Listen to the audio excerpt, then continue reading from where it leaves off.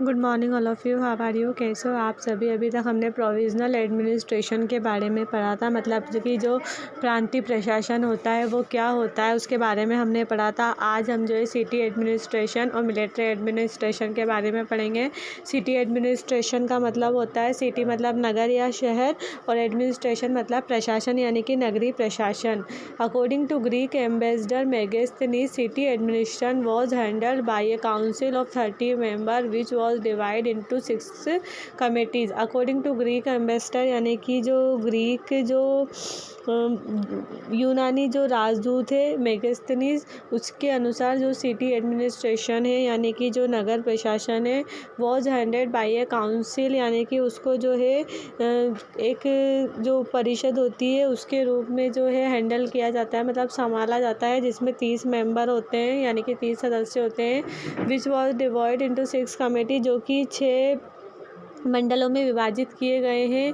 There were 5 members in each committee, प्रत्येक जो committee होती है उसमें 5 सदस्य होते हैं। मतलब इस तरह जो 6 कमेटी होती है उसमें प्रत्येक एक में 5 से होते हैं, तो 5 इंटू 6 यानी कि 30 मेंबर्स हुए। The first committee was responsible for monitoring industry and sculpture. The second committee looked after foreigners. The third committee used to keep record of birth and death. The fourth committee was responsible for trade and commerce. The fifth committee used to monitor sales or manufacture goods.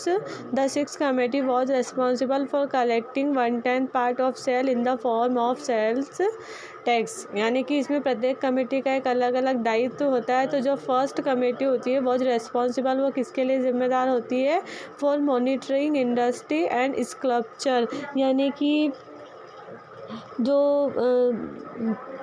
मूर्तिकार और जो committee उद्योग होते हैं उनकी निगरानी के लिए ये जिम्मेदार होती है, मूर्तिकार और जो इंडस्ट्री वगैरह उद्योग होते हैं। सेकंड जो हमारी कमेटी होती है लुक्ड आफ्टर फॉरिजनर, यानी कि जो सेकंड हमारी कमेटी होती है वो विदेशियों को देखती है, मतलब कि जो विदेशी वगैरह हमारे वहाँ आते हैं तो उनके बारे का सारा रिकॉर्ड जो वो सेकंड समिति द्वारा रखा जाता है।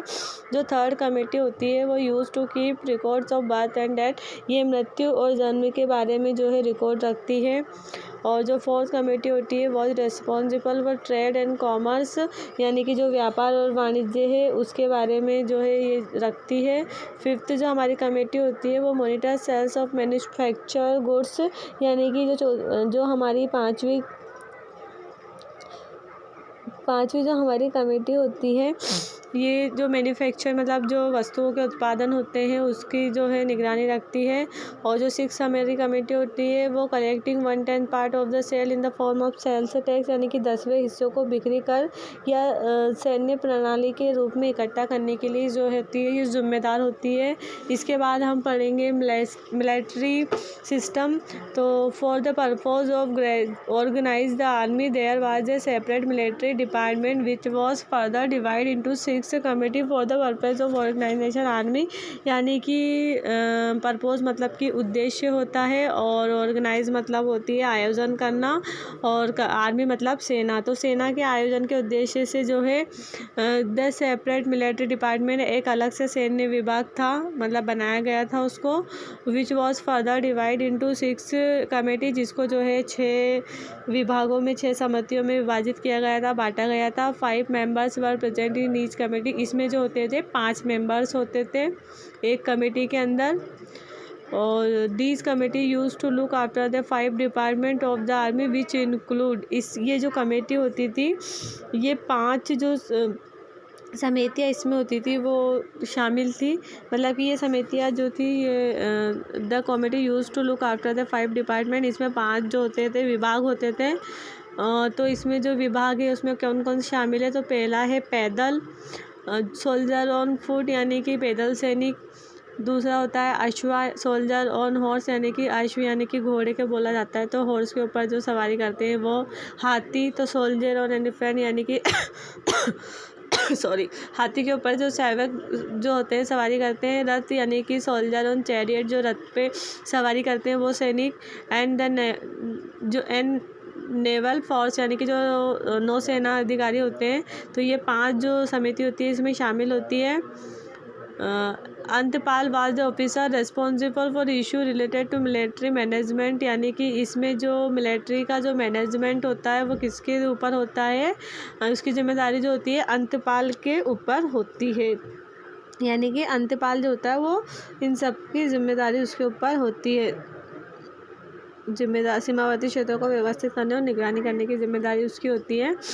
According to Megasthenes Indica, Chandragupta Maurya had a huge army adorned with 6 lakh soldier on foot, 50,000 horseman, 9,000 elephant and 800 chariot. यानी कि जो मेगास्थनीज है उसने अपनी जो पुस्तक है इंडिका, तो उसमें जो है चंद्रगुप्त मौर्य के पास जो है उसने ह्यूज आर्मी के उसके पास जो है बहुत ज़्यादा सैनिक थे, तो उसमें उसके पास क्या क्या था उसके बारे में उसने जो है अपनी बुक इंडिका में वर्णन किया। इसको आपको अंडरलाइन भी करना है कि जो मेगास्थनीज है उसकी जो पुस्तक है उसका नाम क्या है, तो उसका नाम इंडिका है।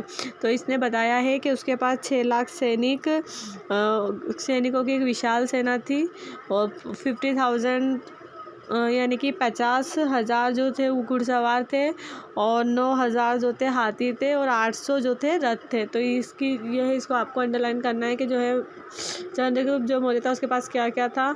इसके बाद जो जुडिशल सिस्टम है उसके बारे में हम कल पढ़ेंगे।